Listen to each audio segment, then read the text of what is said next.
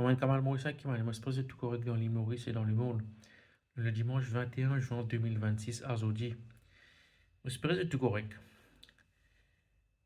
Dans sa vidéo là, les amis, je vous cause rapidement sur le budget et que je peux aussi annoncer une mesure en exclusivité, en prime time, une mesure qui, moi, me pensais peut venir. Sinon, ça budget là pas pour servir dans rien. On vous dire de ça, dans un petit moment. Donc, mon camarade, sur le budget, nous trouvons vraiment un rétropédalage du Premier ministre sur l'affaire des pensions. Donc, c'était une mesure bien impopulaire, sa décision pour repousser l'âge de la pension de 60 à 65 ans graduellement et nous trouvons qu'il est bien revenu sur sa décision-là. Mais en même temps, nous trouvons, ça m'a pour réel dans le détail de tout cela, tout ben subtilité qu'il y a dans sa mesure-là, de remettre l'âge de pension à 60 ans, mais maintenant, c'est le niveau de revenu qui est important, qui pour compter le comme pension minimum pour gagner. D'accord? Moi, fondamentalement, ce qui me pense, les amis, c'est que, bien sûr, ça, c'est dans tous les esprits, c'est que vraiment, la pension n'est pas pour vraiment universelle. Aussi, nous trouvons que peut-être, mais c'est dans l'esprit, hein, c'est que l'État-providence, entre guillemets, peut-être un de mes piliers de l'État-providence pour disparaître graduellement. Si nous lisons entre les lignes, nous trouvons que c'est vraiment une décision plus compliquée, plus difficile pour gérer par ce gouvernement-là. Parce que les pensions constituent, les paiements des pensions constituent un part important des dépenses. Et dans mon tableau, nous trouvons projection qui le gouvernement projette pour diminuer les dépenses liées à la pension d'ici quelques années. Nous tous connaissons le, la démographie à l'île Maurice n'est pas vraiment optimisée, nous allons dire, pour qu'il y ait un système de retraite, un système de pension par répartition. Donc, moi, ce qui me pensait, c'est qu'il nous paye graduellement vers une disparition de la pension universelle, qui n'est plus universelle maintenant. Mais c'est dans l'idée de mettre en place un système plus par capitalisation, c'est-à-dire que ben Jimoun pour contribuer plus dans un ben système, ben fonds de pension privé et le système de retraite de pension que l'État mauricien il met en place depuis 1960, 58, 1960. Donc ça allait pour disparaître. Ok. Donc c'était une mesure impopulaire. Le Premier ministre fait un rétropédalage. Après, c'est la façon de procéder qui, moi, je pensais pas bien faire. Et ça, tout le monde nous a fini cause là, man, journaliste, tout cela, man, comédie, même un député. L'année dernière, c'est qu'ils étaient, apprendre cette même mesure-là, on dirait que lors du budget de l'année dernière, donc tout le député, le ministre, il apprend sa mesure-là en direct. Et ça m'a trouvé c'est un très très gros problème, hein. Ça c'est franchement, moi pas rien comprendre ça du tout, hein, mais ça, c'est vraiment une façon de procéder qui pas make sense, hein. Donc, ce qu'il fait, il met sa mesure l'année dernière 65 ans. Et ça, l'année-là, entre-temps, en novembre, l'année dernière, il mettait un comité expert qui, il a combien? 8 du monde là, il a 6, c'est une gatement statistique, il get tout ça là.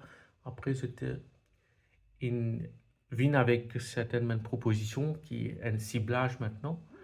Mais c'est toujours pour moi pas la bonne façon de faire, hein. J'ai besoin d'avoir beaucoup plus de consultation avec syndicat, avec la population, une mesure de référendum, tout ça. Mais ça, nous tout comprend, c'est que c'est pas le mindset du Premier ministre. Moving là après le mindset là.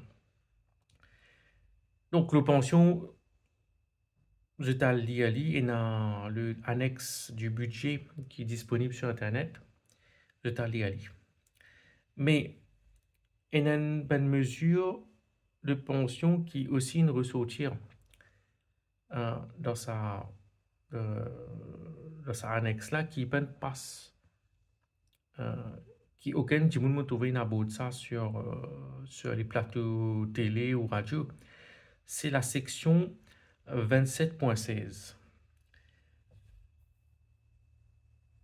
E, partie E. Donc 27.16 partie E. National Assembly Retiring Allowance Act. Ça, c'est une mesure qui destinée qu'il y ait à ben parlementaire. Et que là-dedans, moi, il en anglais, après, moi, pour expliquer en créole. National Assembly Retiring Allowances Act. E. Donc, si moi lire E3, ça, il peut dire qui, moi, en anglais, provide that in respect of a member of the National Assembly who completed at least 2 terms of office before November 2004, 24, and whose preserved pension rights have not yet become payable, the retiring allowance calculated on the basis of the highest salary drawn during his or her term of office shall become payable upon attaining the age of 65. Donc ça, il peut dire qui tout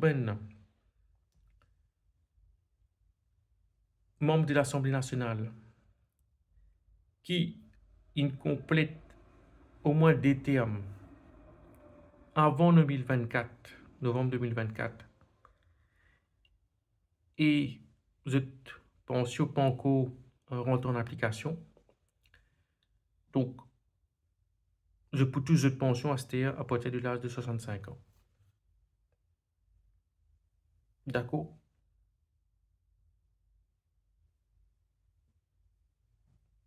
Ok. Donc, une personne qui est élue 2 fois avant 2024, mais sous pension, libre sous pension, l'âge 65 ans. Mais, sinon, un peu plus loin, il dit section 6, provide that a retiring member may elect to draw his or her retiring allowance as from age 55, subject to actuarially neutral adjustments. Donc, un membre de l'Assemblée nationale est capable toujours de prendre sa pension à l'âge de 55 ans. Avec un ajustement, bien sûr. Ok, mais voilà, c'est. Il pas 65 ans l'âge de pension. Tu peux prendre ta pension. Ben, le député qui prend de pension à partir de l'âge de 55 ans. Ok. Après. Provide that where a member of the National Assembly was entitled before November 2024 to retiring pension equal to 2/3, he shall be entitled to the assumption of that pension before such is to any benefits accrued during the defines je t'ai lié sa section-là, donc 27.16e, National Assembly Retiring Allowances Act. Donc voilà, un député qui a prend de pension à partir de la 55 ans. Maintenant, sur le deuxième aspect du budget, moi, prendre le détail dans toutes les mesures, je t'allais aller.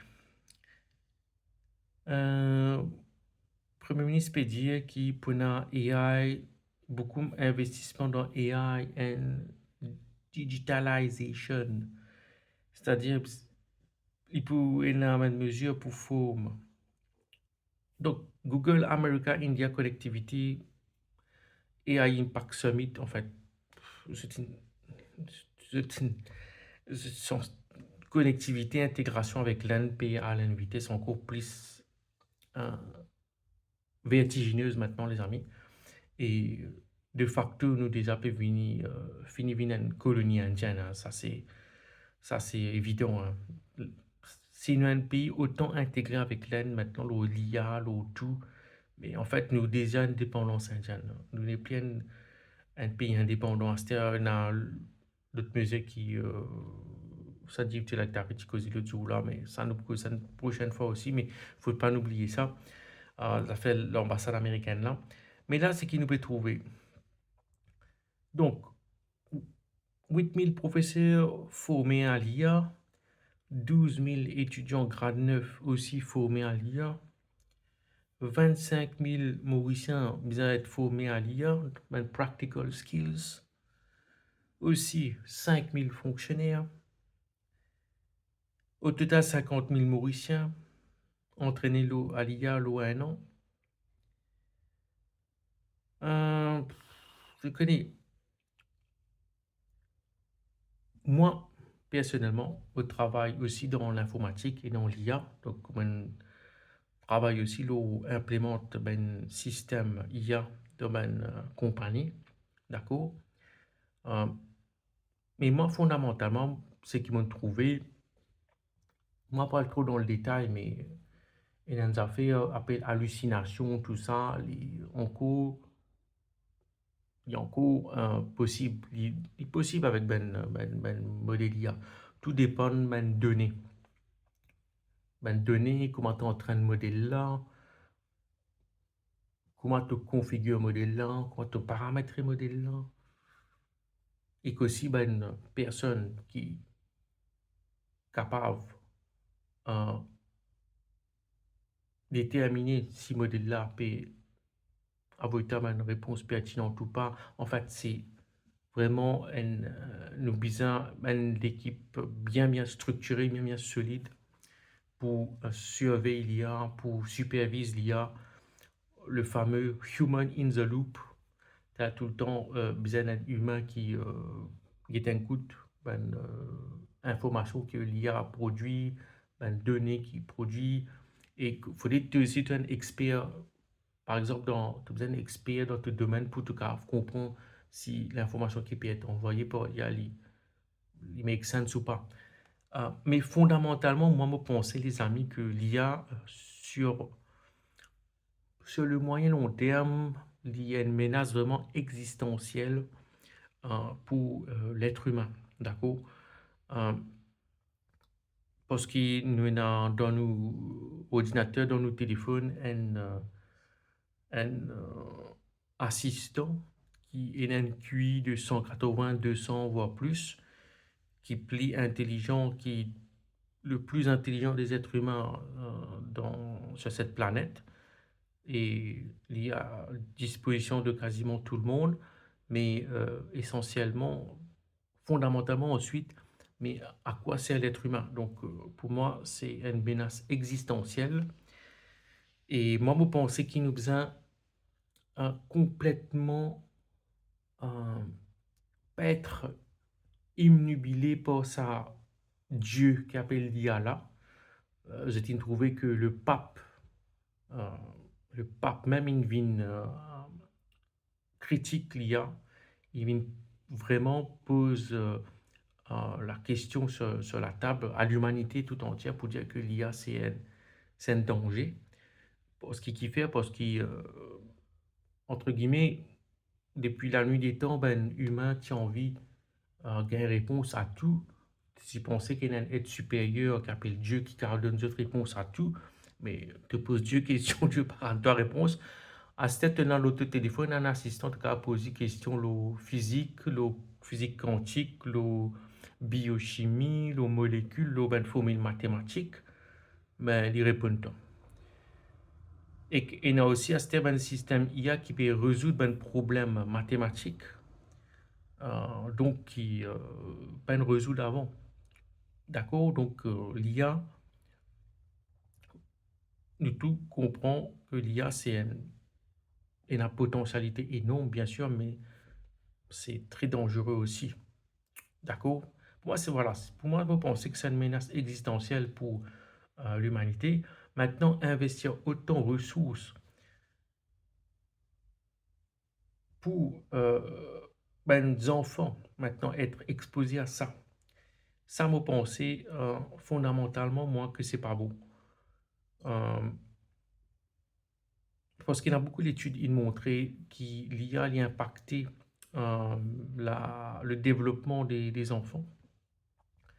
L'IA a impacté donc comment les enfants raisonner et qu'aussi les adultes. Hein. Mais nous comprenons, non, ce qui est bien, mais au clair, c'est que un enfant dans les phases de développement, c'est-à-dire encore né jusqu'à l'âge de 14-15 ans, ce cerveau on peut développer, d'accord? Et que ce cerveau besoin d'être stimulé, il besoin d'être confronté à un challenge, avec un défi, pour les cas, continuer de stimuler ce cerveau, d'accord?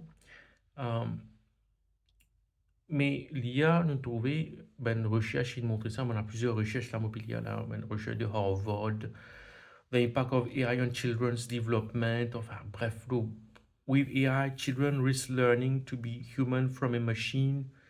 C'est-à-dire, avec l'IA, mes enfants risquaient d'apprendre comment devenir humain, mais à partir d'une machine qui vraiment, c'est pour ça que c'est, moi, vous pensez, c'est une menace vraiment existentielle, ça, parce que il nous fait une boîte de Pandore, d'accord? Donc, bref, moi, je pense que nous, à l'île Maurice, nous capables de servir l'IA, mais dans un domaine vraiment bien spécifique, dans le secteur public, dans la recherche, dans des affaires comme ça, que l'image pour analyser tout cela, euh, mais, euh, mais pas vraiment pour mes enfants, hein, pour mes enfants avec l'école primaire. Rien ne remplace l'interaction humaine, les amis. D'accord? Et ça, je pense que c'est une mesure qui est très très bien supervisée. Mm, voilà, voilà. Mais moi, je pense que les enfants, c'est mieux s'ils apprennent à lire et écrire euh, d'une façon traditionnelle, nous allons dire. OK? Ils besoin lire beaucoup, ils besoin apprendre à lire, ils besoin lire, ils besoin apprendre service au cerveau, faire un calcul à la main. Écrire à la main aussi, il montrait les amis que quand tu écris à la main, ben, les stimules de cerveau plient bien qui, quand tu tapes, quand tu types un clavier. D'accord? Quand tu écris à la main, c'est ça méthode, ça démarche qui te prend une plume, tu prends un papier, tu écris, mais il est plus stimulant pour ton cerveau et qu'il étape plus dans le développement voilà, du neurocérébral que quand tu types un clavier ou quand tu peux euh, quand tu es exposé avec un iPad, avec un tablette par exemple, que tu peux, ça n'est pas beau. Mes enfants besoin écrire, besoin apprendre à écrire avec de la main et que compter, tout cela. Bref, moi, voilà, moi, un peu nuancé dans ça affaires, investi massivement dans l'intelligence artificielle pour à l'école primaire. Et comment moi, moi aussi, je travaille là-dedans. Donc, on comprend les bienfaits, mais mais besoin de beaucoup d'encadrement, besoin de... Bref, je crois que ça dans d'autres vidéos à ce terme. Ensuite, les amis, c'est qui mesure, moi, me trouver pévini, mais pas annoncé dans le budget. Après ça rétropédalage qui gagne aux pensions là. Maintenant, ce que nous trouvons, c'est que gouvernement bien capable de déterminer le revenu de chaque personne pour qu'il lui donne ce pension. D'accord? Mais ça, comment capable de mettre ça en place? Comment on trouve le plateau radio? Nous prenons l'exemple morceau d'Alpouri et que, oubliez quel exemple que tu prends en cours. Morceau d'Alpouri, morceau à Limo, comme, mais c'était des exemples là. Mais quand tu as ces d'Alpouri sur la baie, tu peux payer avec l'argent liquide maintenant, tu peux donner un billet. Même le quartier qui est jeune, faut des tenants, un dimoun prend casse, un dimoun c'est victoire. Mais allez, un dimoun peut payer avec l'argent liquide maintenant. Mais voilà, moi, ça m'annonce, les amis, en exclusivité aujourd'hui, 21 juin 2026. Si, si le Premier ministre sérieux, cette fois-ci, après le fiasco de l'année dernière, s'il est sérieux cette fois-ci, et pour qu'il est capable de justifier l'année prochaine, ben mesure qu'il a implémenté, il morcé, il rapporte les fruits. Pour qu'il capable de justifier ça l'année prochaine, les amis, moi, je peux dire, l'argent liquide peut être remplacé. Tout l'argent pour une digital. Nous prenons une roupie digitale. Les amis, ça, s'il n'est pas mettre ça en place, il n'est pas pour grave. Mettre ben mesure, le ciblage, le targeting, voilà. Il va pouvoir mettre ça. Comment il va déterminer combien d'al pour une morceau d'al pour puis vendre, combien l'argent liquide. Il pas qu'à mettre un agent du MRE, un employé du MRE derrière chaque morceau d'al pourri. C'est impossible. Donc, c'est la façon qu'il peut mettre ça en place, mais il faudrait qu'il y ait une roupie digitale. Et ça,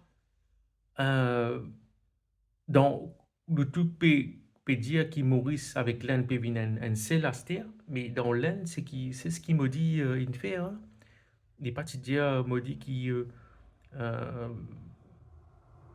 paper currency over, mais dans l'Inde, pourquoi je paye avec tout paye avec téléphone là-bas ou avec code débit, code crédit, hein. Donc ça me dit, les amis, ça pour bien venir. Ça pour bien venir parce que sinon, l'année prochaine, le Premier ministre, qui lui peut dire? Il peut dire que ça va mettre ça en mesure là, mais je ne peux pas faire aucun ciblage, non, je ne peux pas connaître combien de gagner de revenus. Mais voilà, je ne peux pas réussir à faire ça pour aller venir l'année prochaine. Mais si on place, si ils mettent ça affaires, un roupie digital là, il peut connaître tout Mauricien, ben, qui est revenu était, mais il peut finir calcul combien de pensions je peux gagner. Parce que est-ce qu'il te pense